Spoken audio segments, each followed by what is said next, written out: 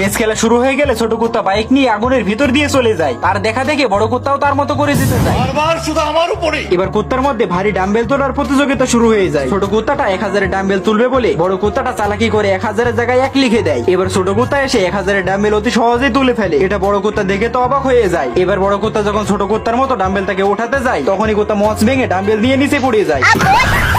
এবার কম্পিটিশনে আরো একটা প্রতিযোগিতা শুরু হয়ে যায়। ছোট কুত্তা অতি সহজেই ফ্যান ঘুরিয়ে উপরে উঠে যায়, আর বড় কুত্তা যখনই ফ্যান ঘোরাতে যায়, এবার প্রতিযোগিতায় হাতুর মেরে ওজন মাপা হচ্ছিল। বড় কুত্তা জিতে গেলে ছোট কুত্তাকে হাতুর দিয়ে দেয়।